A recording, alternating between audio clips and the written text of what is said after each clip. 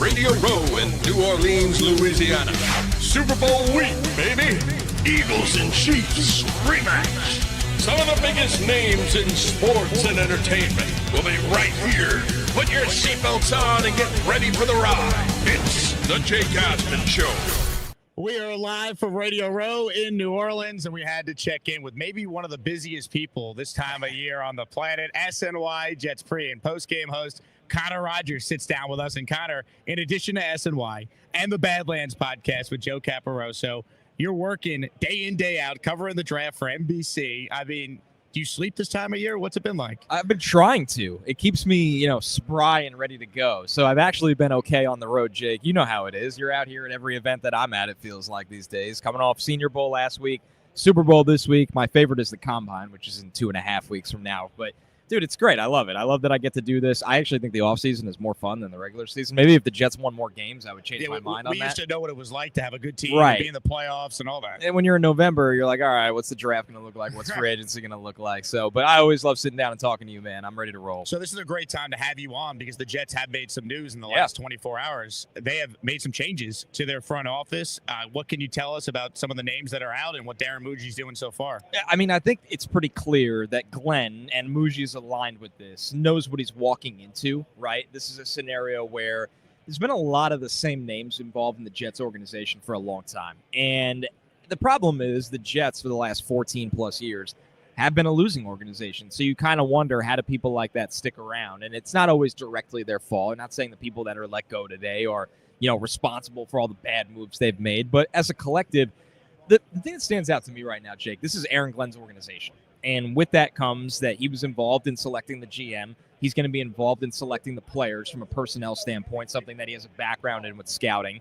And that he's also going to want the football people in place to kind of be not necessarily handpicked by him, but a turned over situation. That if you've been with this organization for 16 years, why are you here? What are you working on? What have you done? What have you done to help us? And if I can find an upgrade in that spot, I should go find an upgrade in that spot. We know Glenn still talks to Bill Parcells consistently. When Parcells got to the Jets in the 90s, there was a need for significant change. And I'm not saying Aaron Glenn's going to be Bill Parcells because you can't put that on anybody. But if you want to set yourself up for the best chance, the best odds at success, there's a certain way to do things. And I think that's why Glenn was very excited to take this job, because he feels like he'll have the green light to actually do those things. Now, the moves they made today, when you look at Greg Nejma, I heard that had been building longer than this. I think that it was pretty clear, when Douglas was let go and Phil Savage was made the interim GM instead of Greg Nejma, that the end was kind of near. So I don't think that news was very surprising today. I think that was something going on before the Aaron Glenn hiring was made. But at the end of the day, it does show you that, they are willing to make change, and more change is going to come. So you mentioned Nejma. The other names I'm seeing here, Dave Sosi, who's the senior director of football strategy, and we're learning that the head strength and conditioning coach, Mike Nicolini, is no longer with the team. He was hired in 2021 with Robert Saleh. Phil Savage apparently is now a consultant after he was listed as, I forget his exact title, but he was very high up. He was arguably he was a senior personnel executive, which number 2 maybe. It basically goes GM, assistant GM, and then senior personnel exec, but you're involved in large conversations. So like, for perspective, John Dorsey has that title in Detroit. Wow. Yeah, so that's a really, really big title. Do you like the idea of Phil Savage sticking around, former GM? I do. I think he was at the Senior Bowl, so it was good to see him out there because he's just a hardcore scout. I think you don't want Phil Savage to be in charge of all these huge decisions, which is why I didn't get the GM job. But Phil Savage can scout. It's no coincidence he's hung around the league that long. He ran the Senior Bowl at one point. The guy is a longtime scout with a lot of experience, a lot of the right ideas. So I think when you look at it from that standpoint, having somebody to lean on in that mold, there'll be more people brought in, but Phil Savage was not one of the problems, I thought, with the Jets front office. We're talking with Connor Rogers. This is live, people, so if you have a question for Connor, you can super chat it in, and I'll definitely see it, and we'll bring it up on the screen as we talk all things Jets with a guy who knows the team as well as anyone, SNY pre and post, the Badlands podcast with Joe Caporoso on Patreon.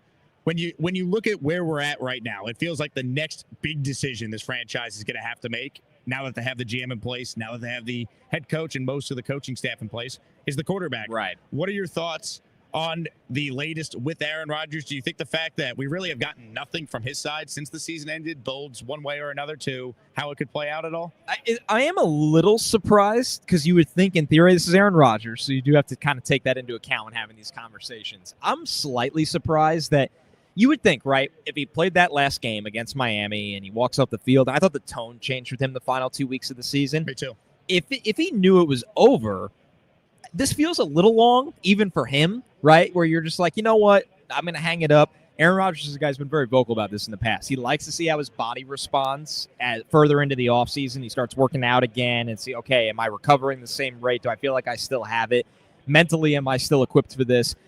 I thought if he was going to hang it, and I have thought he's going to retire for a long time. The days go on and on. I'm wondering if he's actually going to end up playing. At least that chance. I was at like a 5%, Jake, that he was going to be the quarterback for the Jets next year. I would say it's up to a 20% chance now. It feels like it's gone up. Now, he is somebody that I think he likes the speculation of people wondering, is Rodgers going to play? Do the Jets? He also likes to be wanted, right? Like most, high-end athletes do. He wants to be wanted. He might be open-minded where he sits there and go, what's the pitch to me from Aaron Glenn? Am I going to go back to a team that's rebuilding? No. I got the absolute snot knocked out of me last year and played through injuries. I'm not going to go do that again to lose. But do you have some plans where you think we could actually win this season? We could play at a high level. You're going to clean up the problems on the defense and obviously the penalty issues for this team. So maybe Aaron Rodgers is just keeping an open mind that, hey, let's see what Aaron Glenn has to say. Let's see what this organization is going to want to do. Rodgers has a better relationship with Christopher Johnson than Woody Johnson, so you might be saying, okay, what does the infrastructure of the entire org look like right now? So as the days go on, the odds go up. They're low, but the odds go up the longer this drags out, and they got to have it sorted by the end of the month. You're not going into the new league year wondering what is Aaron Rodgers going to do because there's so many layers that have a trickle effect to that. I think you want this done ideally before the Combine, right? I would definitely. So the Combine's the last week of February, and because you go to the Combine and you start to meet with these players and see these players, and not saying the Jets are taking a quarterback at 7, but what if you're thinking about taking one in the second or third round? And you got to really understand what the character makeup is of these guys, how much time you're going to get to spend with them, how you're going to evaluate the class, the resources you're going to allocate to the class. Selecting a quarterback in the draft is a really, really heavy process. You got to figure out who you're going to fly out to the pro day. Are you going to try to schedule a private workout, and who you're going to fly out to do that? Is it going to be where they're training on the West Coast? You're going to bring them out to the East Coast. It is a very, very tedious, long, thought-out, complex process. So, yeah, you'd like to have the Rodgers situation figured out all before that begins. So I am in the pro. I want Aaron Rodgers back, but I have a couple stipulations that I want your thoughts on. I think he would have to take a pay cut to mitigate some of the future without a doubt dead cap that's required if you keep him for another year.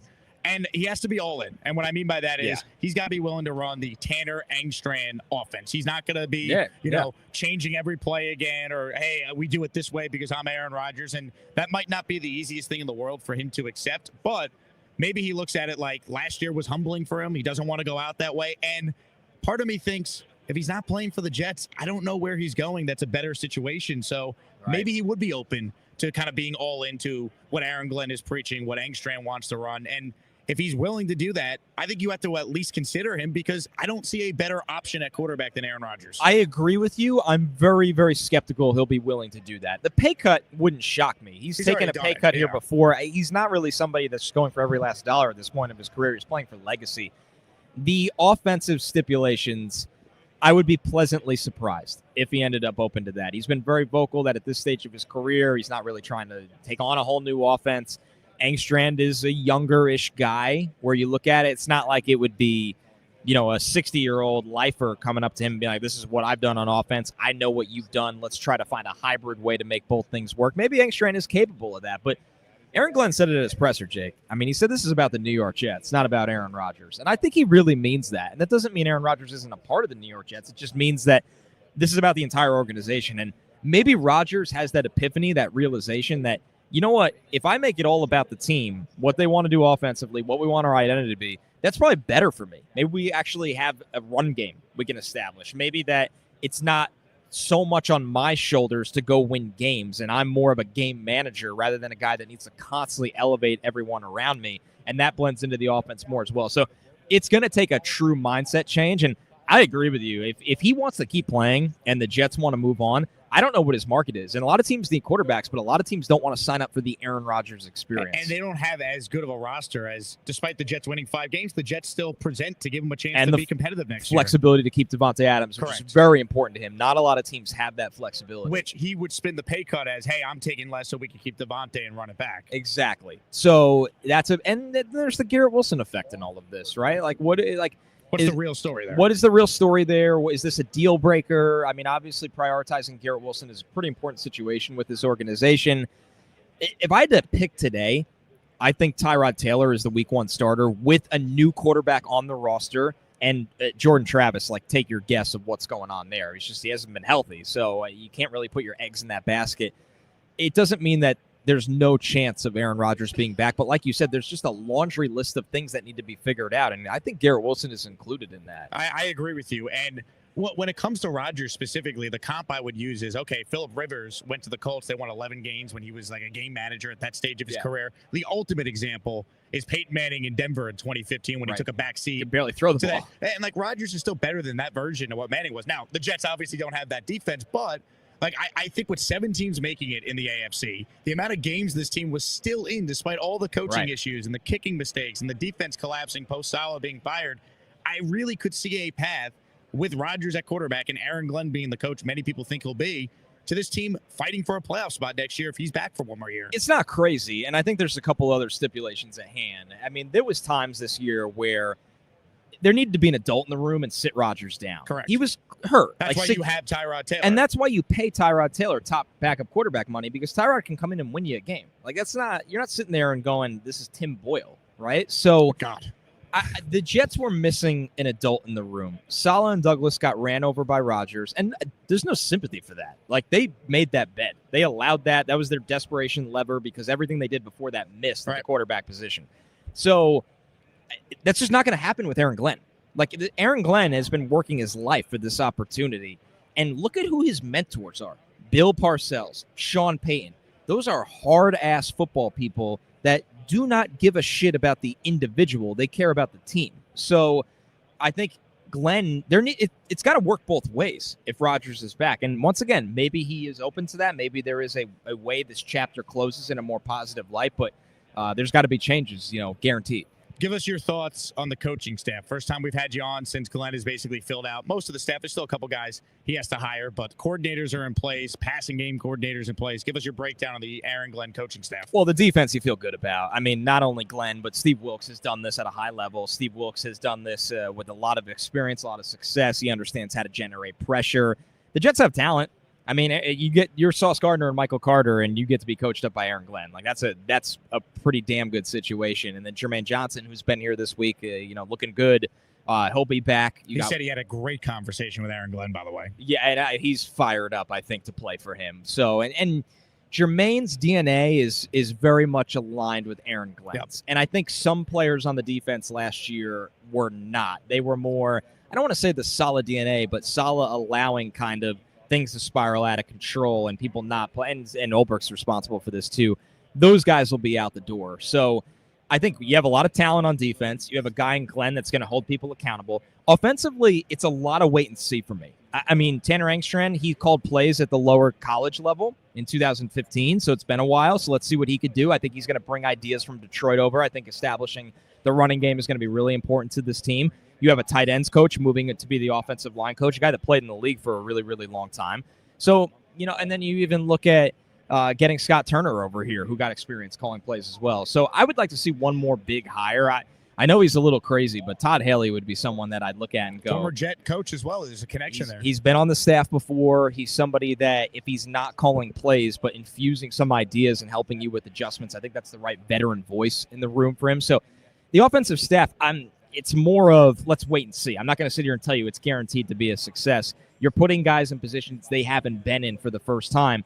But Aaron Glenn, if he's a good evaluator, he feels like these are the guys ready for those moves. There's a lot of Jet fans who I would say maybe they're underwhelmed or they're like, oh, my God, here we go again with another first-time OC.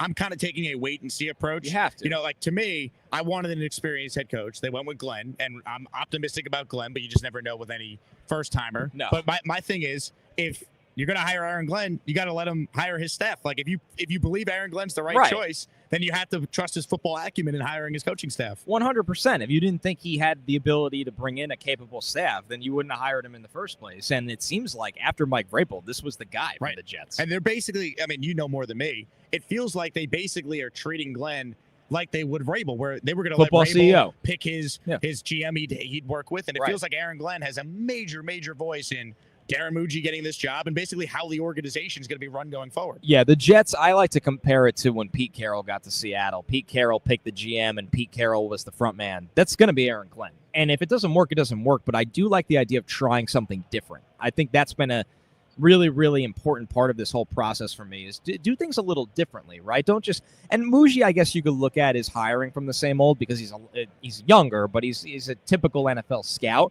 But he comes with the sign-off from Sean Payton, from Aaron Glenn. So I like the idea of Aaron Glenn as the front man for this organization. He's not just coaching the defense. He's got his hands on the special teams. He's got his hands on the offense, personnel, heavily involved in the draft. So, yeah, I think it's the right move. I was a little surprised he got the Vrabel treatment. I didn't know if I expected that. But now when you look at the big picture of it all, there's things to be really optimistic about. You know what I think happened, too? There was a chance I thought the Lions would be playing in this game this week, and all of a sudden the Jets would be waiting for Aaron Glenn. We all would know it's him, and then they'd have the GM in place that behind closed doors Glenn probably was approving of. But I think the Lions losing really just expedited this entire process to get it done as fast as possible. You saw how him and Ben Johnson just flew off the board, and the Raiders were aggressive for Ben Johnson. The Bears closed the door. They really, really get it done. And then with Glenn, he said it was all about the Jets, which, I mean, let's not forget the Jets are kind of, I compared it to DeMeco Ryans in Houston. I remember when DeMeco Ryans was a really hot coaching candidate through the cycles. Everybody loved DeMeco Ryans. And you looked at Houston at the time. You don't look at them the way they are now. You go, why the hell would he go to, like, he's got better opportunities elsewhere. But he had a loyalty to Houston. He had familiarity with the organization. He knew what he was walking into. And then 2 years later, now the Texans are the best team in that division. They have C.J. Stroud. They have hiring power. They just got Nick Kelly from the Rams to be their offensive coordinator, who I think was the best OC candidate in the cycle. The Jets kind of it's weird to say lucky, but fortunate where Aaron Glenn had played here. He knew what he was walking into. He wanted the job. In reality, there's a world where Aaron Glenn goes and coaches the Saints, the Cowboys, all these different places that had interest in him. But his familiarity with the New York Jets organization and the desire to be the guy that changes things worked out really, really well for the Jets. If you're watching live right now, we're talking with Connor Rogers from SNY. A super chat came in from Bill, and it's a perfect transition because I was about to ask you about the draft with the Jets having that 7th pick. Connor, offense or defense with pick number 7? Well, I'll give you the options. If Mason Graham is there at 7, that would really help this defensive line get a defensive tackle that could 2-gap and rush the passer next to Quinnen Williams. Man, they were bad in that area last year. It was really, really rough. And then you look at the offensive side of the ball, Tet McMillan, who's going to be here this week, stopping by our set at NBC. Big-bodied wide receiver, really good movement skills. You get size across from Garrett Wilson, a real perimeter guy. He's going to play on the outside for you in that scenario. So that would be an option, as would Tyler Warren. I know tight end is a little unconventional with the 7th overall pick. What you like about Warren is he's 260 pounds. He can block on the line of scrimmage. He could run the seam. They use him in a wildcat. He played high school and quarterback. I had him at Big Ten Media Day, and just a real competent kind of guy where you go, there's just no scenario where this guy isn't a good NFL player. So that's kind of the playmaker side of it. Real quick before you do defense, because I know Warren's going to be a big debate after what happened last year with the Brock Bowers situation. Yeah, which he's not Brock. That was basically my question. Compare Brock Bowers as a prospect to the tight end this year, Warren. I think Bowers, while about 20 pounds smaller, was a much more skilled mover. Like the Bowers basically played like a wide receiver while being 243 pounds. And he's a good move blocker. I think Warren is a heavier presence on the line of scrimmage to drive block. Like, you turn on the tape against Illinois and watch a goal line possession where he just destroys a linebacker off the ball at the goal line. Like, he can clear people out of the way. So I think Warren gives you a little bit more as a traditional line of scrimmage blocker. I think Bowers is a much more gifted pass catcher, much more natural pass catcher. So that's what, and Bowers, last year's draft was great. I mean, in this draft, Jake, Bowers goes 5th, 6th, or 7th overall, like confidently. Yep. Confidently. And Warren is a guy that I think, though, the floor is probably the Colts at 14. So we'll see if he can jump ahead of that. He's a really, really good prospect, though, and the Jets need a tight end. Defensively, you already mentioned Mason Graham. Yeah. Continue to break down potential options for the Jets. Is there any trade back scenarios you see There that are. make sense? I mean, Yeah. it's easier said than done with so few quarterbacks being deemed, first round worthy. So that's the issue. You look at how it's stacked up. Say the top 4 picks in some kind of order go Cam Ward, Abdul Carter, Travis Hunter, and Shadur Sanders. Okay, so you had 2 quarterbacks in front of you, and then you had 2 of the best players in the draft. We brought up Mason Graham already. Mike Green from Marshall, 2 practices at the Senior Bowl, dominant, 17 sacks this year. If the Jets want more pass rush and they go, hey, we're going to have a rotation of 3 guys. Jermaine's coming off the Achilles. We're going to get Mike Green and Will McDonald to rush the passer, and Jermaine's going to play a lot. But we believe in having 3 guys, which the previous regime did. Mike Green comes into play. Will Johnson at corner. He was really banged up this year. He was phenomenal in 2023. I'm not really hot on the idea of taking a corner with a top 10 pick when you have Sauce as your number 1. And Michael Carter can play your nickel. He can really be your number 2 if you needed him to. And then you draft a developmental corner, and you have Stiggers who's developing, right? Maybe you bring back Eccles on a 1-year deal. By the way, you were all over Quantez Stiggers a year ago. That was impressive how you basically called your shot on him, and he ends up going to the Jets. That was incredible. I mean, what a story he was, right? You go from fan-controlled football to the CFL, never played college football, and now he's in the New York Jet, and I think they really like him and see what he could do, kind of developing back there. And, yeah, it's interesting when the Jets pick in the top 7, and you can easily nail 4 picks in front of them. It narrows the player tree you're talking about. I'm not in on a Mykel Williams at edge for them or Jalen Walker at hybrid linebacker edge pass rush, but you'll see those names kicked around for them on defense as well. And then last thing, if Morgan Moses isn't back, right tackle comes into play. That'd be Armand Membu, Kelvin Banks, names like that. I think Will Campbell's a guard, although he's the best offensive lineman in the draft. Could you see the scenario where they bring back Morgan Moses on a 1-year deal? Yeah, that should be priority. And then, can the Jets do what other teams seemingly do? Look at the teams in the Super Bowl. You find a guy in day 2, day 3 that's in the pipeline that develops into being one of your starting tackles. That's the move in this draft. It's 7. It feels like really any tackle you take is reaching a little bit, where bring back Moses. He's a great veteran voice in the room. He's a good player. I understand he gets banged up. It's just the nature of playing that long. And then you have Moses, who's a phenomenal veteran voice in the room for the guy that's going to take his job down the road. And this class on day 2 has tackle prospects. Ozzie Trapillo from Boston College, 6'7", really good pass protector, played right tackle in college, no adjustment sliding over. There's a lot of depth at tackle in this group where if I was the Jets, I would go that route. I'd say Morgan Moses, if you want to be back here, we're going to keep you here. We want you to be that veteran starter, and we're going to have somebody working behind you like Olu did last year. Can you help him out and let him grow? And Moses is great for that. So that should be priority 1A, but tackle's a big priority in this league, and he'll have an aggressive market. A few minutes left with Connor here. We have a great question from Nate. He writes in, why does Connor look like a defensive end next to Jake? I have a theory on this. One, Connor, you are way more jacked than people realize. I think the perception of you is that maybe you're not as tall as you actually are in real life because you sit on SNY next to Bart Scott and Willie Colon. Thank you former NFL players. Thank you for finally saying it. It's something that nobody will. I do stand-up segments with Willie, and I always laugh. Because, I think it was my uncle the first time he said it to me. He's like, I have to tell people, Connor's not, that small, but Willie played guard in the NFL for how long? He's like, God knows how big. He's a monster, and Bart, obviously. Bart's even slimmed down from when he played, and he's still huge. I mean, he's a mad backer for a reason. So, yeah, it's not the easiest look when you're next to 2 defense. I don't want those guys to ever leave, but our next analyst, or if we had an analyst, let's get a 5'9" scat back, all right? Fiore checks in with a super chat. Thank you, Fiore. If they didn't want Rodgers, they could have just done what the Rams did with Kupp. Why even let it linger if it wasn't a real option? Probably more 50-50 than 20%. Tyrod isn't a QB1 anywhere for a reason. Your thoughts on Fiore's take there? All right, so let's run this back one more time. The Rams with Kupp, why did it let it? It's interesting.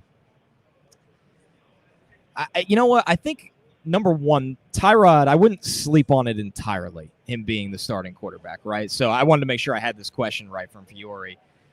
It's, number one, trading Rodgers, is that a suggestion in this scenario?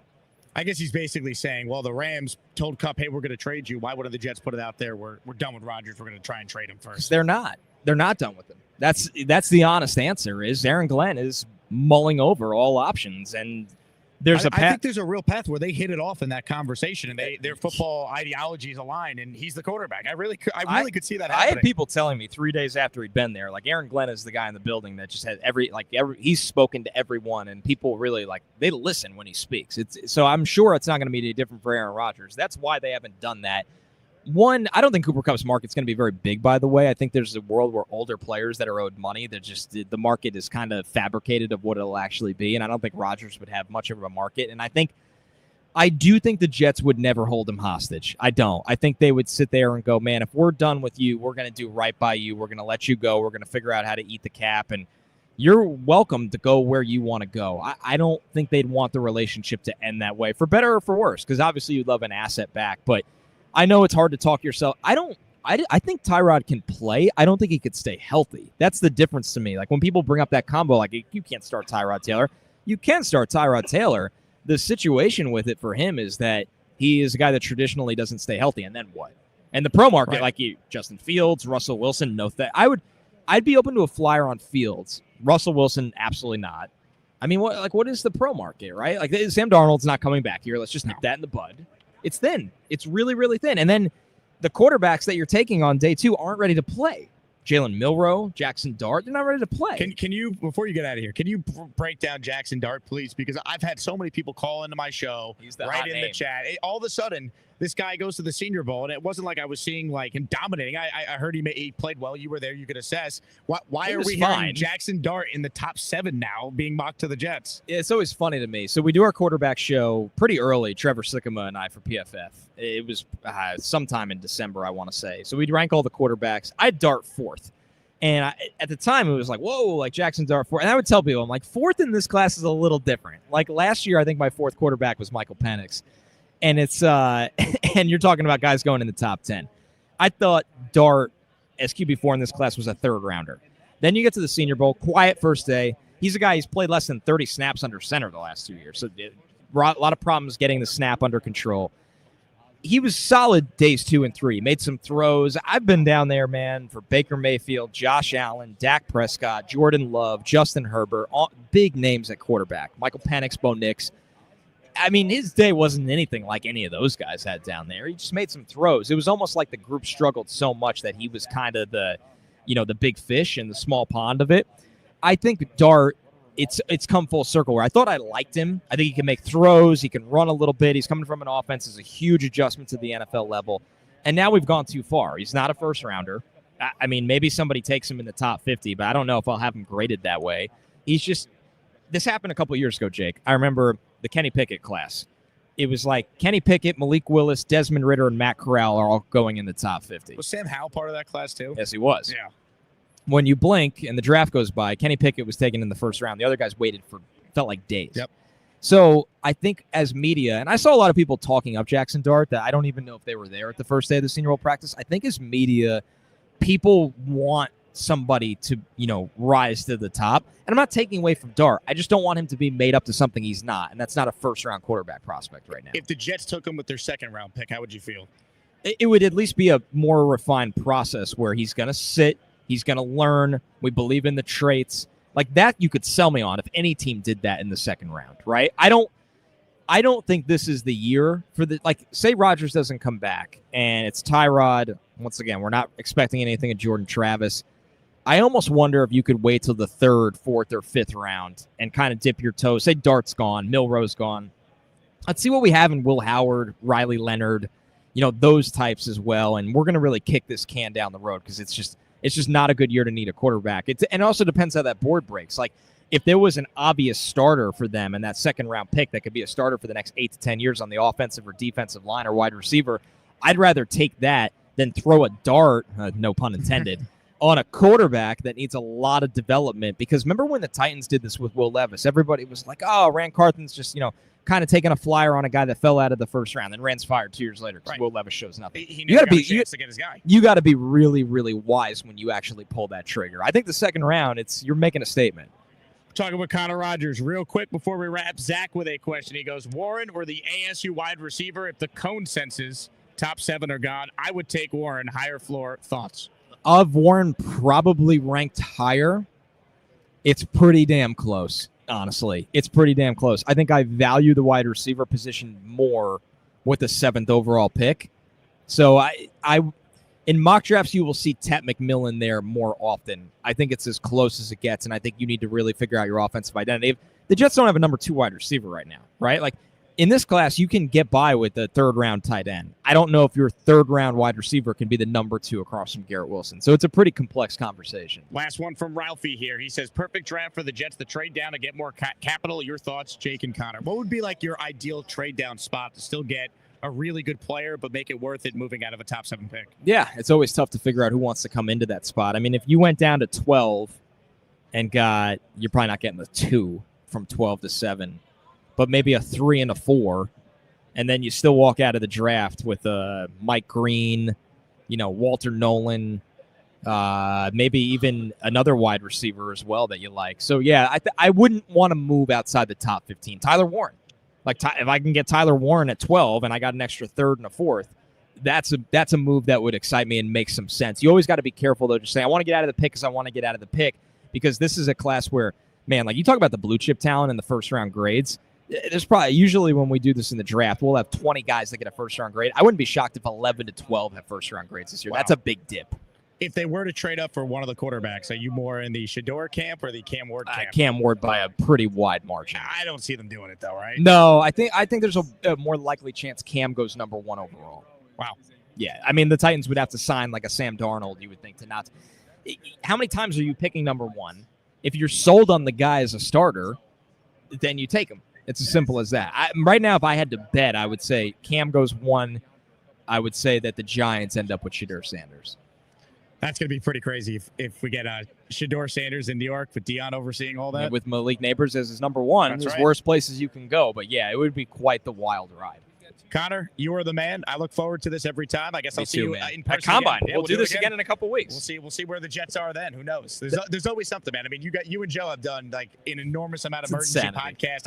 I've been live for more shows the last couple months than ever before with all the breaking news. I mean, it's always something with our team. It's good for business and good for the fans that stay engaged. I'll say that. I will say there's not a fan base of the NFL that deserves success. I completely agree. They have waited long enough. They've waited too long, honestly. You're patient to a fault at this point, and hopefully they can get excited for this Aaron Glenn era. No doubt. Connor, you're the man. Appreciate you making some time for us. Thank you, Jake. I appreciate it, man. All right, here's what we're going to do. I'm going to take a quick commercial break. We'll come back. We'll take some calls on the other side. It's the Jake Asman Show live from Radio Row here in New Orleans. The New York Jets!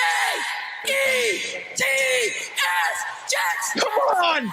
Select Will McDonald, linebacker, What? Iowa State. What the Let's fuck? go. I can't believe this shit! What the fuck Hey, there we go. Light it up, Ricky. Yeah, let's get back to your calls right now. One of our favorites is on the Ghostbuster hotline. Ricky NY joins us now. What's up, Ricky? Hey, Jake. Hey, Ricky, how you doing? Thanks for taking my call, Jake. I just finished smoking all the available weed in the panhandle, so bear with me if I collapse here in front of my personalized flag. Any chance you could send that boxing guy, Gary, to the Jameis Winston town? Maybe Gator can build a special hall for quarterbacks who throw more interceptions than completed passes. Well, not a Florida guy, but can't go to Seminoles all the way there. If you got a whole lot, get all of them in there. I don't give a shit. Well, I think I got to relight this thing. Hold on a second. I just got this new blowtorch lighter. Let's try it out. Try it. Oh, Jesus Christ. Should have backed off that setting a bit. Anyway, Jake, I'll hang up for now and grab the burn tit again. Later, brother. Oh, my God. Yo, Gator is different, man. That dude is different. Let's keep going with the calls right now. It looks like, wow, I cannot believe this guy actually showed his face. A man who owes us 25 memberships in honor of 25 career interceptions by Zach Wilson. Hawk has called in for the very first time. Hello, Hawk. Hey, Tyson, what's up, man? Hey, Jake, before you send me to the shadow realm, let me ask Tyson about Zach. Tyson, don't you think we can keep Zach Wilson and just let him start the first few games? I mean, we all know the kid just needs another year behind center, and that'll really get him going. I mean, Crowan, man, you know he's freaking awesome, bro. Maran Will. Oh man, you're killing me. Hawk, thank you for calling in, and we'll see you in the realm. Into the shadow realm you go. That's the problem with Aaron Rodgers. This guy is a cancer that's metastasized throughout the entire building in Florham Park. And I don't know why Jets fans can't see it. Or here's another idea that's going to be very controversial. You could shut the fuck up. Whoa.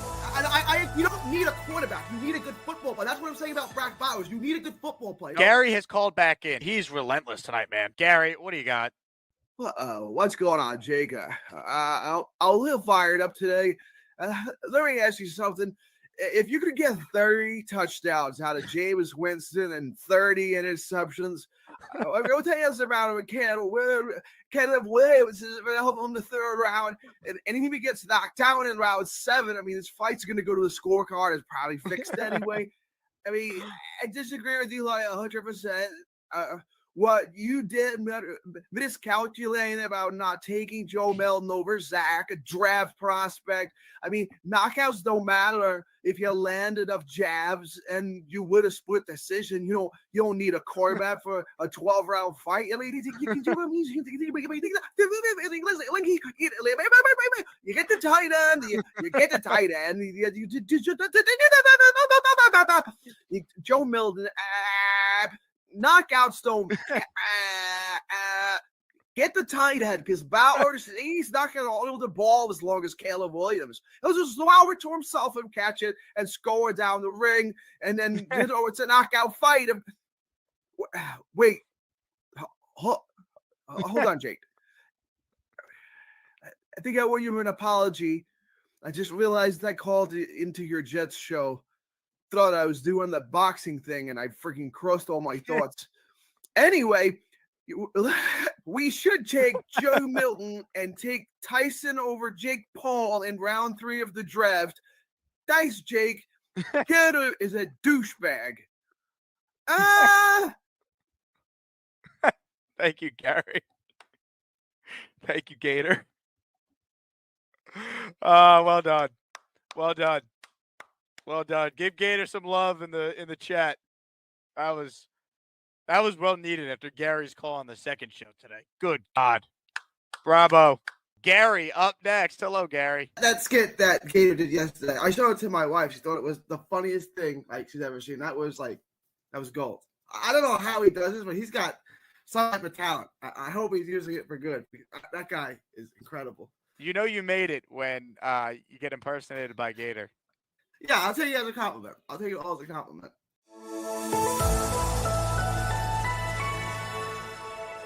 All right, let's keep rolling.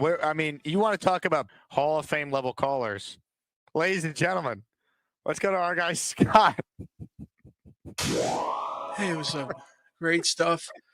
How the hell you be a swing tackle in the scheme of what you're doing? I mean, what the hell are you gonna get?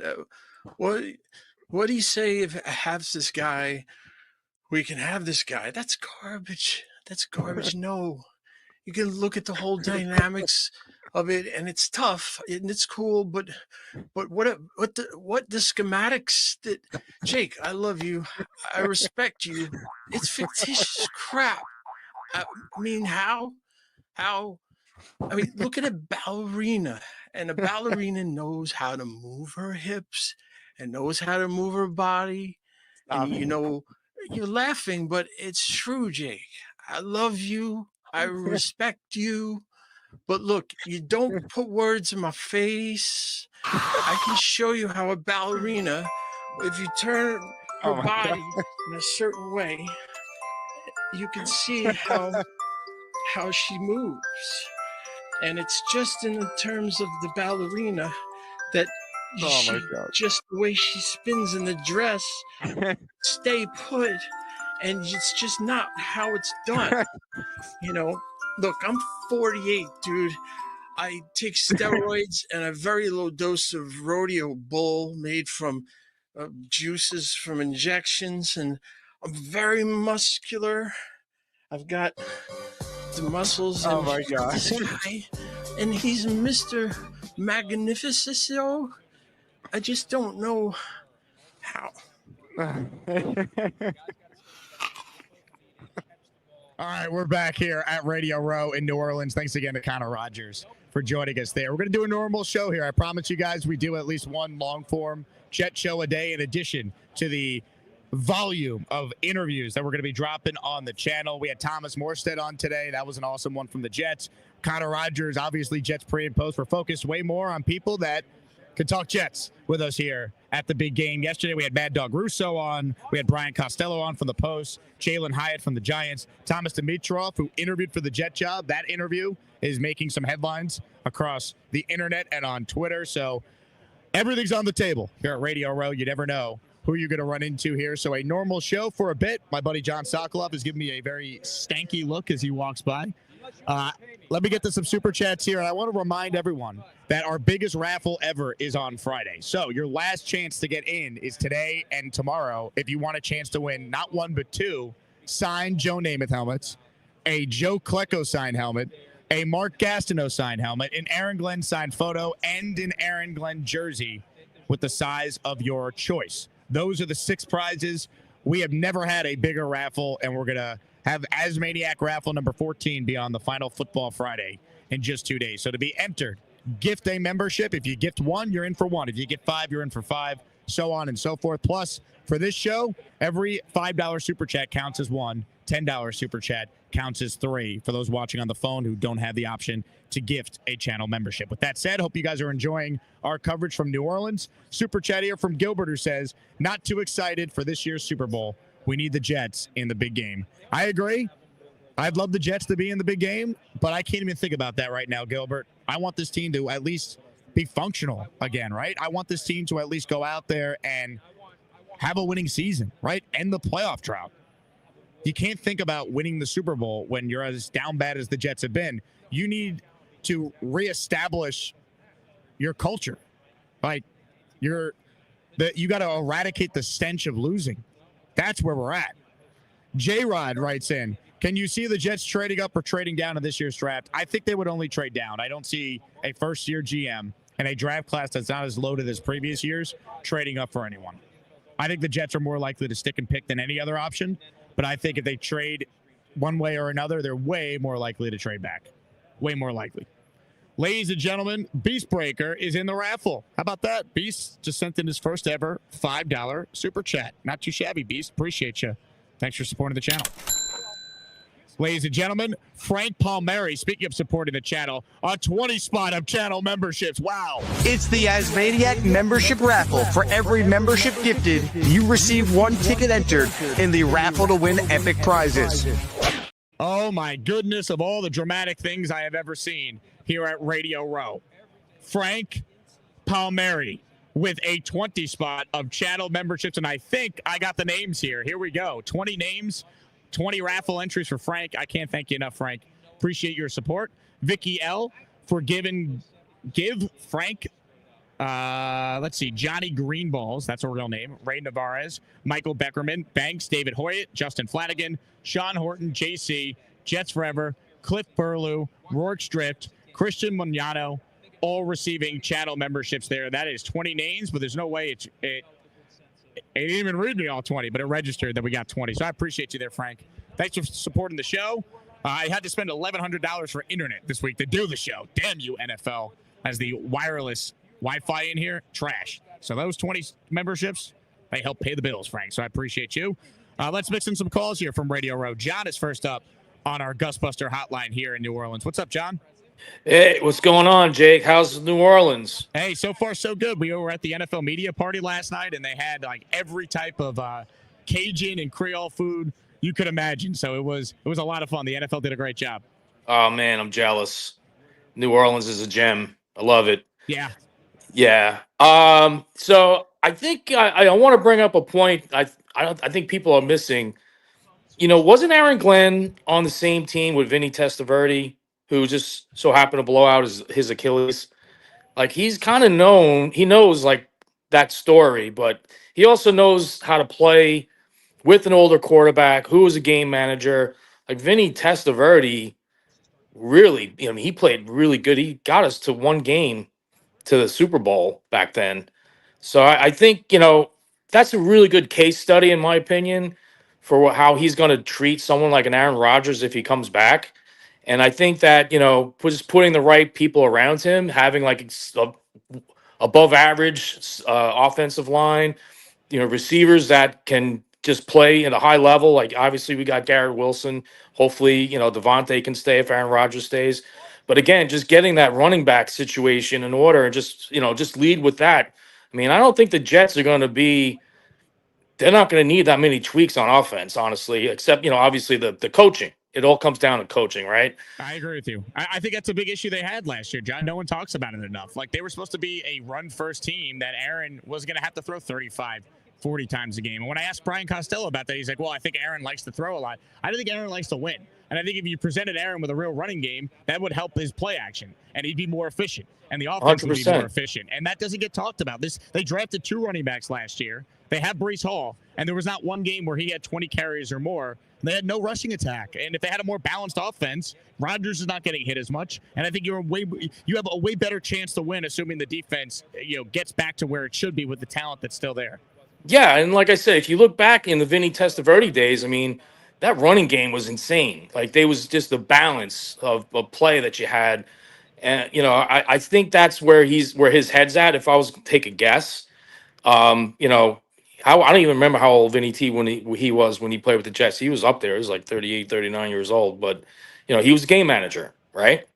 He made the big throws when he had to make the big throws. He had guys that were open all the time, in the scheme. And, the offensive line is what really drove that whole team. So, I think that's going to be his template, in my opinion. But, I think, just to pivot, just to get your opinion, I'm looking at this draft and, you fool around a little bit and see who's available at 7, 42 and all this other stuff. Man, the best player available, if you had an opportunity to trade down and still get a good player in the first round, do it. But, I think we need linebacker help. Obviously the tight end room needs some help, safeties.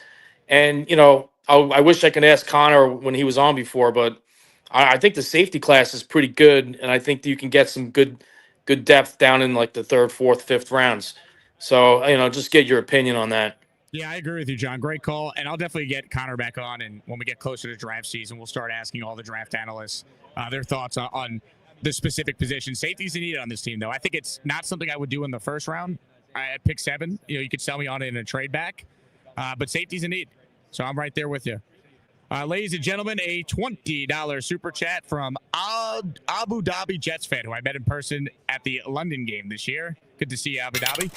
Can't believe we're in this spot again, but we need meaningful games in November. Yeah, I mean, look, I know everyone's talking about, culture and Aaron Glenn doing it his way. It's tough to have a culture if you're not playing meaningful games in November. Forget December, and I think there's a path to have a good team next year. There's still talent on this team. The cover is not bare. This is not when Joe Douglas took over in June of 2019 or when Robert Saleh got here following a 2-win season in January of 2021. There's talent on this team. Ladies and gentlemen, a 5-spot of channel memberships from Matthew. That means he's in our raffle for 5 raffle entries. We're the freaking New York Jets, so we're built for this shit. Matthew, I appreciate you, man. Thank you for supporting the channel. Dom C getting a membership, Project Prospect. Miles Hickson, Darren McCullum, Franco Augustani, Ivar, A True You. Here's what everyone needs to do. Click on Matthew's name and make sure if you're watching live right now that you have gift receipts turned on. Because some of you might have been gifted a membership, but you don't know you got it yet because you don't have that setting turned on. It's very easy. It takes a second. It's one click, and boom, you'll see it. But make sure you turn that on. Even if you're not watching live, turn that on in settings so you have a chance to get gifted a future channel membership. Dennis Gorman writes in, the only thing that brings me more joy than Jake's show is when I held Charles Edward in my arms for the first time when they were born. That's very touching, Dennis. Very, very touching. Ladies and gentlemen, Wayne with a horrendous comment here. Absolutely terrible. Garrett Wilson has been a diva all year, constantly complaining and bringing negative energy to the team. Instead of being a leader, he's killing the locker room and making everything about himself. Ladies and gentlemen, today's dumbass comment of the day goes to, oh, you guessed it, Wayne. You dirt-eating piece of slime! You scum-sucking pig! You son of a motherless goat! What are we doing here? What are we doing here, Wayne? Stop it. Stop being silly. Stop being dumb. What are we doing? Comments, questions, super chats. We'll cut the line. Appreciate everyone that is tuning in. South Philly is in our raffle with another entry. He gifted one channel membership. South Philly, you were the man. Really appreciate your support. I know you got a bunch of entries in for this next one, which will be Friday. Football Friday. Can't wait. More of your calls. Let's say hello to Kyle Clifton, who's next. Hey, Kyle. What's going on, Jake?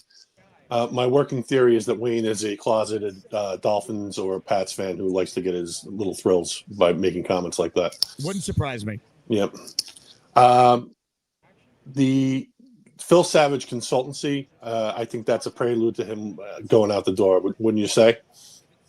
I think he'll stick around because I don't think he has other options. But I think so. I think he would stay around for the transition, as you see a lot of times when there's a turnover in the front office. Yeah, that's what I mean. That's what I mean. I think he's here through the draft because he was their representative at the Senior Bowl. So I think they trust him. He's been a scout a long time. He's been a GM.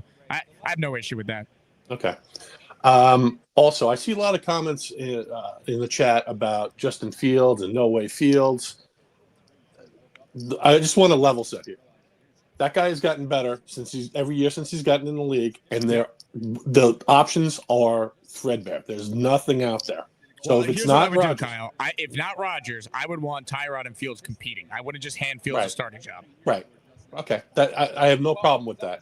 And it's got to be a deal that makes sense where you're not locked into Justin Fields for 4 or 5 years. It would be a 2 or 3 year deal where the back end of the money isn't guaranteed. Correct. Right. So the other thing is about I think I might have lost the thread there a little bit. Something about Peter Schrager?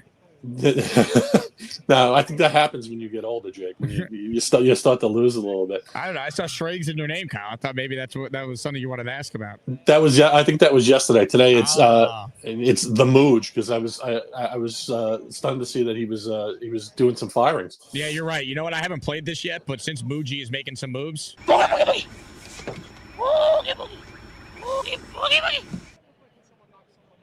Had to be played. I think that means that I might be done. Thanks, Jake, for your time as ever. Kyle, I appreciate you. Good call. Hit the like button if you're just tuning in. Comments, questions, super chats. We'll cut the line. We are live at Radio Row, as you guys can see behind me. Are any of you guys Dan Le Batard fans? Because Stu Gotts is a huge Jets fan. Him and I connected yesterday. Great dude. He'll be joining us on the channel. I'm going to be taping a lot of interviews, and some will be live, some will be pre-taped. So I'll notify those in the chat. Which is which, because some of them, like with Connor just now, you guys are able to ask questions live. We'll do that for as many as we can here, which is pretty cool, man. We're very focused on the Jet content this time of year. We have Leger Douzable joining me at our set here tomorrow, former Jet, obviously with CBS. So I'm looking forward to having Leger on and a couple other surprises for you guys as well. Until I confirm them and they actually sit down and I do the interview, I don't want to spoil it because I don't want to tease something and then not come through. But I can promise you, just like we got you Mad Dog yesterday, that was a surprise. We have some big names coming over the next few days here, so I'm excited about the content that we're going to be working with here on this channel going forward. Let's say hello to Adam is too cool. Who's next? What's up, Adam? Hey, Jake, you're killing it this week. Awesome. Thank you, man. Appreciate that. So I want to talk about a little bit about the roster that we have because I think there's a lot of areas that we think we might have holes in, but I want to go back to kind of what I think the Saleh mentality was, which is that the players had to earn their keep to get the snaps. And there might have been a lot of emphasis on practice versus like what is your ceiling and talent. You think of people like Malachi Corley and maybe some of the folks, some of the UDFAs on the line that probably could have gotten more snaps because they were getting production when they were on. And so I was curious if you might have sensed that there might be a shift in that kind of mentality where instead of like having the players earn their keep in practice, you just put the best people on the field on every play. Yeah, I hope so. I think that Aaron Glenn is supposed to be all about that, right? He's supposed to be all about competition, and Saleh would say that, but he didn't mean it. You know what I mean? There was never anyone held accountable. Like, if it's truly about playing the best people, then, there should be opportunities for guys to earn spots over veterans if they hit the ground running. And, to me, it's not even just that. It's just the lack of accountability. If you commit a horrendous penalty, there should be consequences, especially if you're a repeat offender. I just feel like the Jets never benched anyone. They never held anyone accountable. It was nauseating, to be honest with you. It was disgusting. Yeah, absolutely. And for all the talk about somehow trading Garrett cannot leave. He's on the Mike Evans trajectory, 1,000-yard season every season. Right. Like, you can't get rid of him. Pay him what he wants. In fact, probably pay him now, so that you set the market now before someone sets it for you. And eventually, what happened was Mike Evans lasted long enough in Tampa where they got Brady and he won a Super Bowl. And now they've had Baker and he's been in the playoffs every year. Like, it took a bit. It wasn't easy, I'm sure, for him to go through all the losing, but he came out on the other end of that and he's going to the Hall of Fame one day. Absolutely. He's a class act. Really love Garrett. Let's keep him happy. I agree. Good call, Adam. Adam is too cool. Not Alan's brother, despite what people in the chat have said. He's not. So quit asking. All right. Hennessy writes in with a super chat. This is one raffle entry, by the way, folks. I know there's a lot of people that want in on the raffle who have reached out saying, I can't gift from the phone. Well, we'll let $5 super chats count for our next raffle, which will be Friday, featuring our biggest ever amount of prizes. Not one, but two Joe Namath helmets, a Joe Klecko signed helmet, a Mark Gastineau signed helmet, an Aaron Glenn signed photo, and an Aaron Glenn jersey. Let's go. All right. This comment here is from Henny. He says, Moog with the moves. I want everyone that had to do with the past regime out the damn building. Now let's hit on free agency before the draft. So we spoke about it with Connor. I mean, Dave Sosi, Senior Director of Football Strategy. He was one of the contract guys. He's been with the Jets since 2018. He's gone. Greg Nejma, I think it's Nejma. Greg Nejma, co-director of player personnel. He's gone. He's been with the Jets for 16 years. Why are all these people with a team that's been this bad still in the front office? Like, these new GMs need to come in, and they need to make wholesale changes. And I'm encouraged that Mougey seems to be the first one to actually do that. Because it's ridiculous, man. Like, you can't just change the GM and coach, but then leave a lot of the infrastructure in place. That's like redoing your house and, like, fixing up the roof in the living room, and then, the base of the house is busted. The whole thing's going to crumble. All right, so out with the old. Amen. There needs to be a complete overhaul here, and that's why you bring in a guy who, I don't know. That's why you bring a guy who is 39 years old, is the third youngest general manager in the league. Like, what are we doing? Hit the like button if you're just tuning in. Comments, questions, super chats. We'll cut the line. This is our extended live show for the day. We're going to try and do at least one of these a day on top of all the, the interviews that range from 10 minutes to 25 minutes. Depends on the guests we have on, the quality of guests, etc. We're live here at Radio Row, where it is madness. Wednesday and Thursday are always the two busiest days at Radio Row as far as the amount of players here, or different people hawking products, celebrities, athletes. You never know who you're going to run into. You never know. Got my eyes peeled for any Jets, though. We had Thomas Morstead on today. Yesterday, we tried to get Quincy and Jermaine, but their schedules were filled. We couldn't get them. But we're on the lookout. Cole Thompson's here helping me. He'll be chasing down any PR person, any handler, so we can try and get him on. So we'll see. More of your calls right now. Ladies and gentlemen, in a sea of madness where I am, I could use a very calming presence, because it has been madness here. So there's a guy on the line that can provide that presence. I got my Iron UG. I hope you like my Jets take. You know they call me David T. It's not easy for me to see, but if you bring me full stream, you might like what I had to say. I'll need to get real damn close, cause my vision is dog shit. Oh, I forgot to go to him. David. Hi, Jake. How are you, David? I'm doing just fine. And, it's kind of funny you introduced me that way, because I'd like to thank the people for voting me in the top 10 of the Asmaniacs. And the biggest compliment is, and people have told me, my sister-in-law and other people through the years, I do have a tendency to have a calming effect. So I appreciate that compliment. And a couple of days ago, you had I love your Australian people. I love the Australian accent. accents. Long story short, Joe Namath, all-time hero. Olivia Newton-John, my all-time female hero. So I've heard a lot of the Australian accent. So you had Sarah on, and she's going to become more of a Jets fan, with her boyfriend and everything. And if she calls in enough, and her boss and the people from over there, I think that almost gives an automatic bid into the tournament. Just the Australian accent, I just love it. I'll tell you what, it's a great accent. It really is. I mean, they're very lucky that they have the accents they do. Same with the Brits. I love a good British accent. Mm-hmm. Absolutely. And one more thing, Jake, if I can, on the GMs, and forgive me for forgetting his name. A couple days ago, you interviewed the guy that was GM for Atlanta. Thomas Dimitroff. Yep. Yesterday. Yes, sir. Yes, sir. And in the conversation, he said when they hired him in Atlanta, he was in charge of all these responsibilities, and it just sounded like it could get to be overload. So now what's happening with the Jets? It seems like, and you had mentioned, this Moochie takes over, and or Mougey takes over, and now he's letting people go. But one thing you had brought up even before Dimitroff, can you get enough people, football people, to help the GM out instead of having him with so many responsibilities?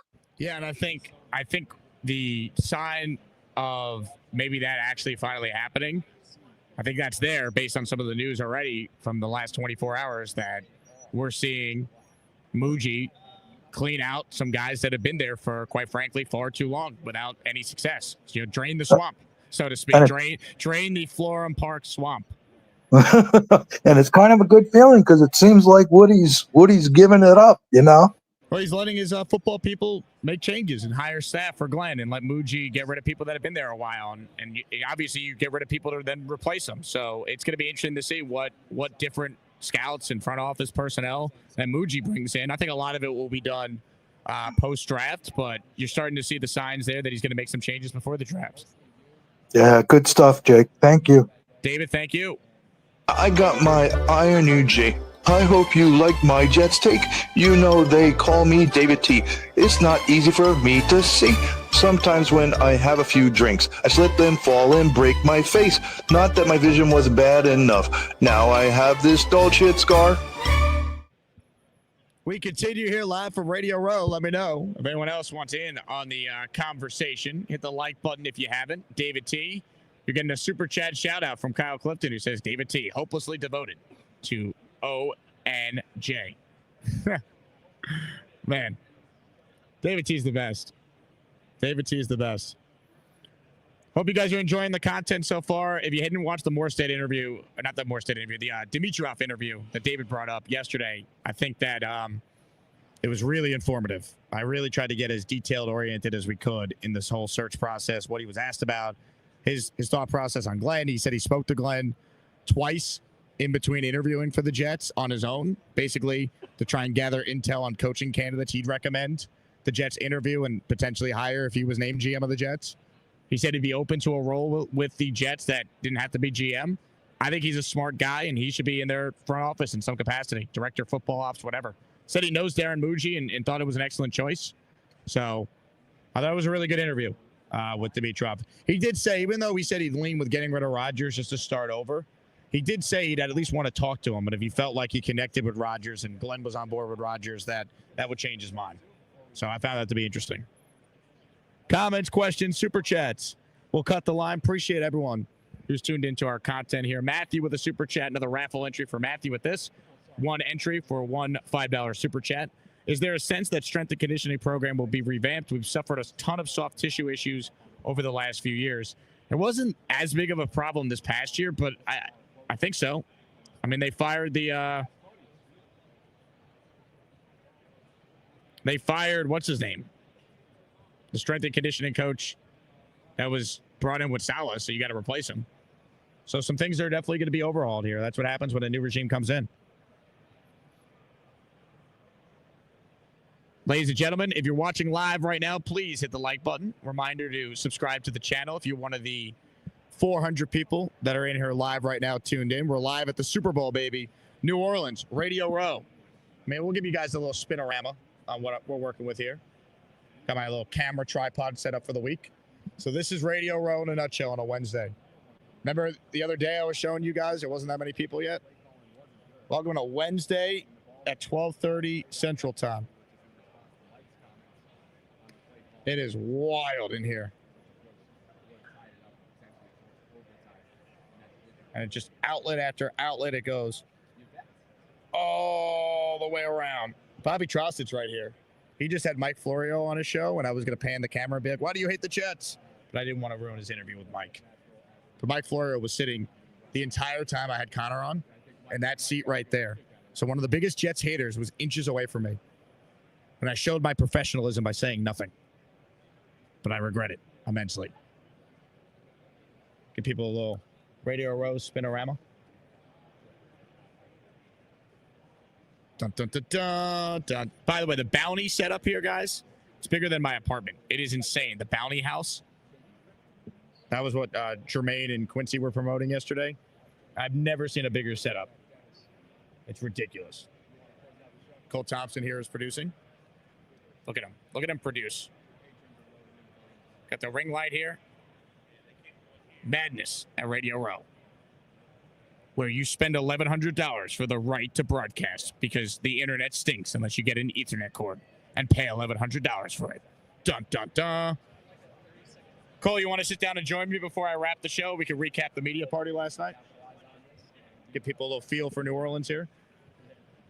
Media party was great. I posted a picture on @JakeAsman Show Instagram with Richie from Jets Media, who was there with the roundtable guys. So I was hanging out with him.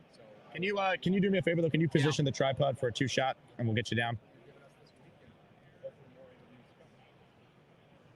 Beastbreaker says, Jake, I would send you sandwiches. Very nice of you, Beast. Although I don't need any sandwiches, I have had plenty to eat. New Orleans is a great food town. You're gonna want to make that a little lower. Just torque that down, and there you go. There you go. What up? Cole Thompson joining me here, producer extraordinaire for the week here at Radio Row. Let's see. Let's get you. Move the camera a little bit. Yep. You're not in the shot. Way. There you go. What up? We gotta adjust on the fly here. Media party was nice. We don't have Gator McCluskey. We're doing it all on our own. No, but now here comes Gator with comments. So the media party was at Mardi Gras World, which is like a giant warehouse. Yeah. And it was on the water. It was part indoors, part outdoors. They had a live band. They had DJ booths. They had like a bar every 10 feet. NFL did a really nice job. This is my 6th Radio Row, 6th Super Bowl I've covered. And I would say last night's media party might have been the best, better than Miami in 2020. The thing with it is it's so big. Like, you had room to be able to walk. You weren't condensed. You weren't crushed. You were able to get a drink wherever you wanted. Literally, they had every single type of alcohol that you could imagine. It was great. Good time. I held a gator. That was a lot of fun.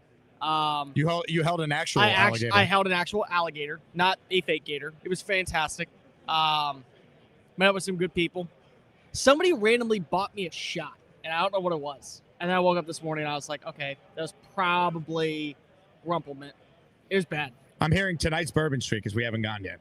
We have to check it out. So here's the fun thing. Bourbon Street is 3 stop signs from where we're staying.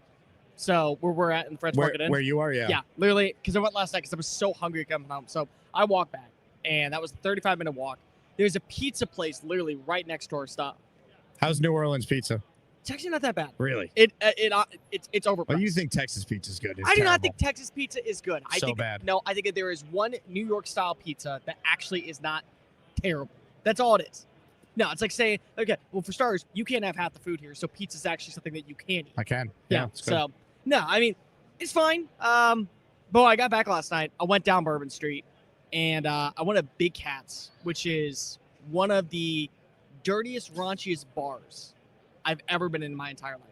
There was vomit on the floor. Somebody was doing coke in the bathroom.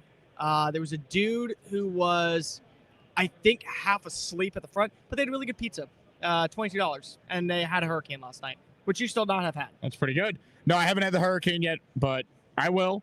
Tom wants to know any boob sightings yet. Well, we haven't been on Bourbon Street yet. So my understanding is, Tom, that is where you see the breasts. Yeah, it's 100% where you see the breasts. Also, I just received an email, everybody, from Charles Gorman. Hi, Jake. Let me know when it's good to do an origin episode of Be on Your Channel. Well, Charles, as I said to you on the show yesterday, it will not be until I'm back from New Orleans because I am currently in the busiest week of my life right now. Yeah, but still, we need the Charles Gorman origin episode. No, it will happen, and I will put it up for Patreon users. By the way, can he guest host this one show?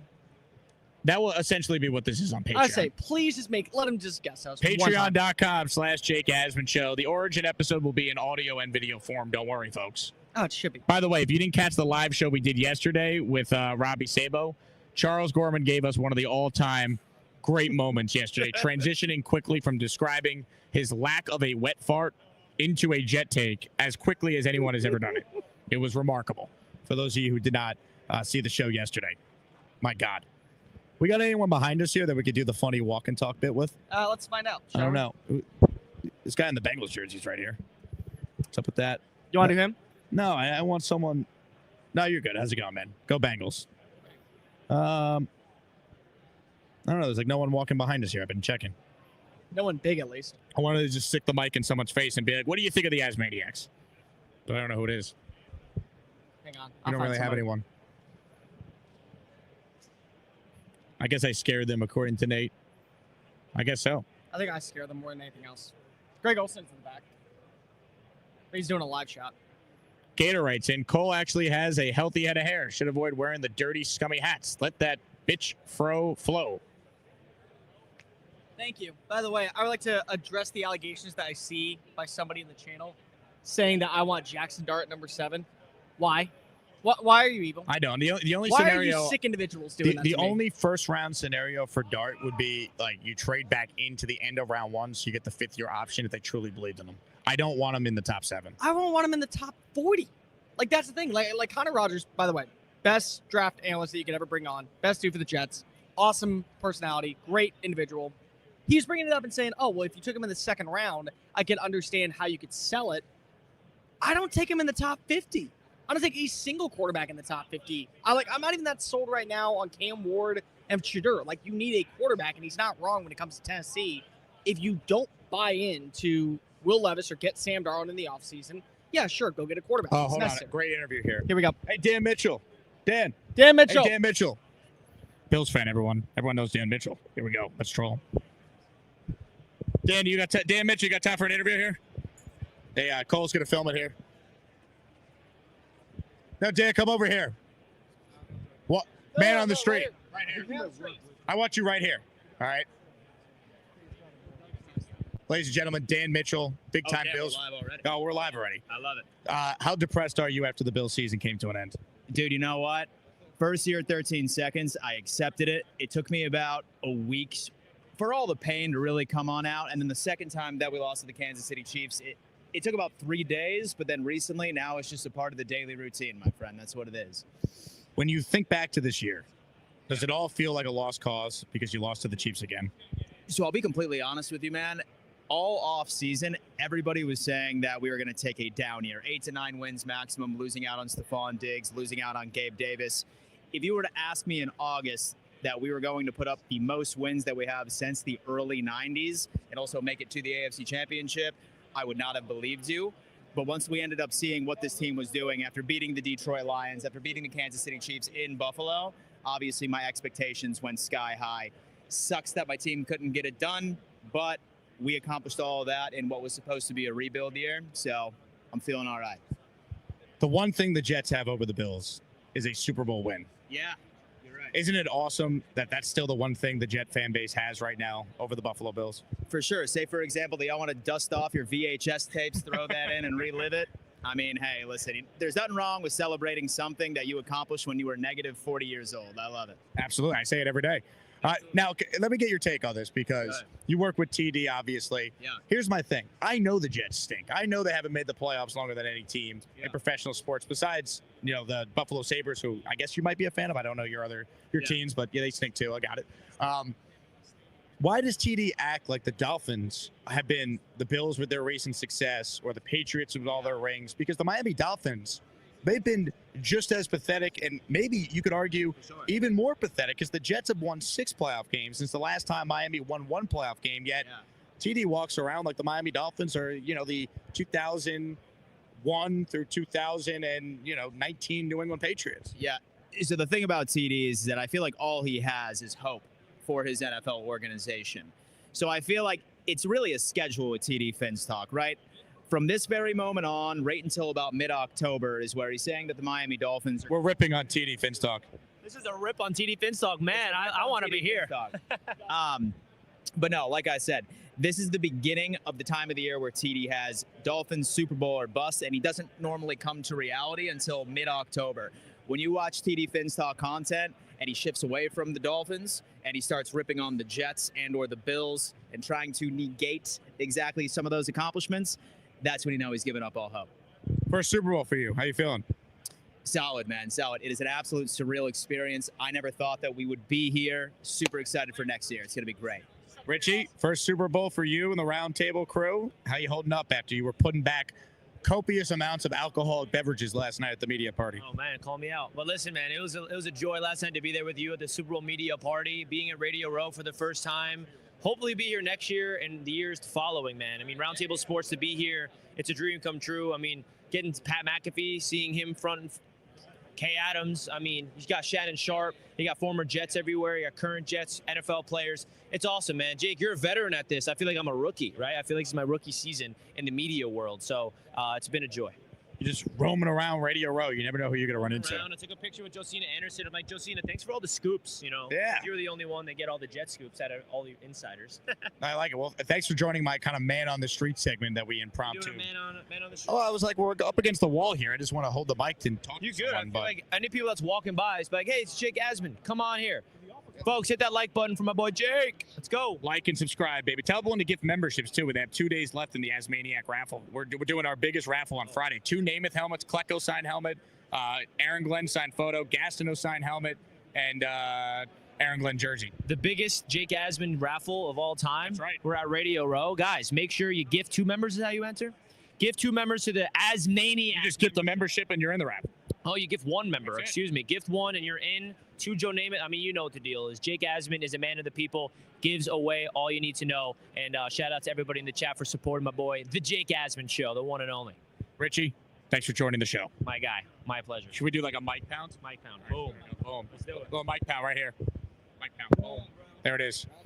All right, everyone. Hopefully you enjoyed a little man on the street segment there. Greg Olsen was a little further down, but we weren't able to get him because he's not in range of the mic.